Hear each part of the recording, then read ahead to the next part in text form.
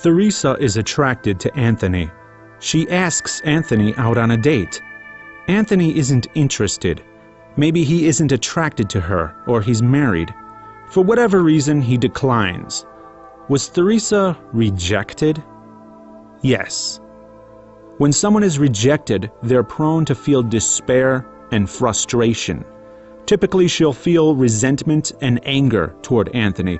The rejection affected the dopamine and cortisol activity in her brain, which can actually cause physical pain.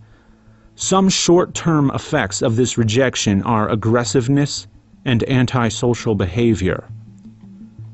This type of emotional reaction can also explain why atheists are one of the most hated groups of people. Theresa is a theist, and a billboard reminded her that atheists exist. Or perhaps Theresa discovered that her acquaintance Anthony is an atheist. Or Theresa is in an argument with Anthony about the existence of God. Any one of these things can cause Theresa to feel despair and frustration. Typically, she'll feel resentment and anger toward Anthony. Because of this, she may even exhibit aggressiveness and antisocial behavior. As you can see, there is a fascinating parallel between the typical reaction of someone who is romantically rejected and the typical reaction of a theist who encounters an atheist. But the parallel is practically shouted from the rooftops as the theist actually describes the atheist's disbelief as rejection. The atheist rejects God, they say.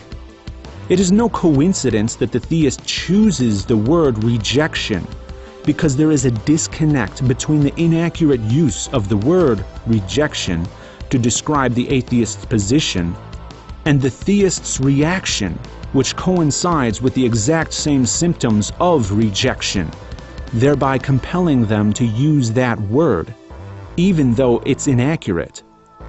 The inaccuracy can be easily seen from the romantic perspective. The analogy would look like this. Theresa tries to set Anthony up on a blind date with Gloria. Anthony doesn't think that Theresa even knows Gloria, or that she's acting as an agent on Gloria's behalf. Did Anthony actually reject Gloria? No.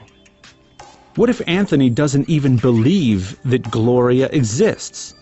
Perhaps Theresa described her as being too attractive, described her personality as too perfect to be believable. So if Anthony doesn't believe Gloria actually exists, did he reject her, even if she does exist? No.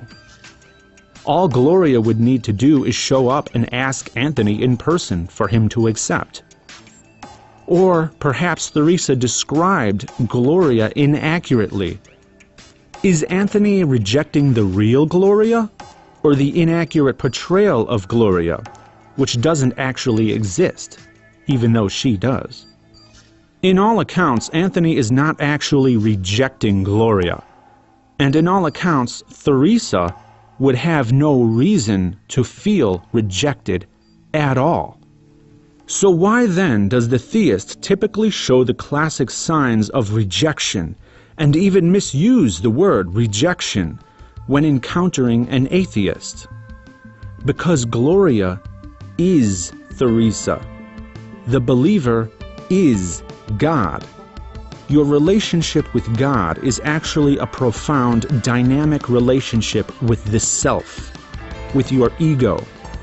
It is why God knows you so well.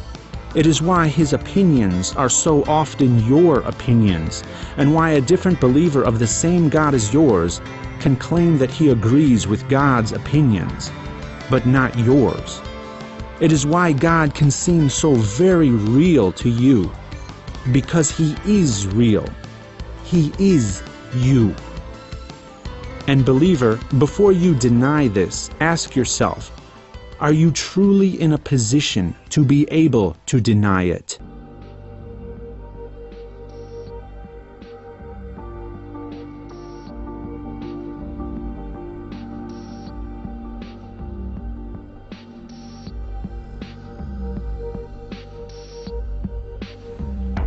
This confusion of skepticism with rejection has caused the persistence of Christianity's fundamental flaw, a foundational flaw that has fatally detrimental implications for the religion. The religion itself is based on a false dichotomy, the notion that you must either choose God or reject Him.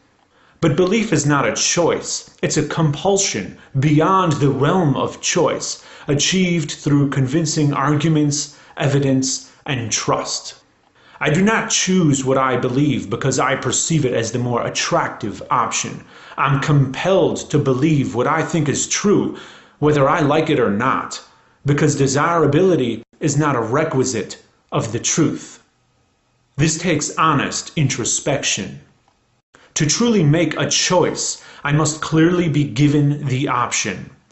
If I can doubt whether the option even exists, then the option hasn't been clearly presented to me, thereby preventing me from being able to make a choice. An omniscient God would easily see this flaw in His system. But God isn't omniscient.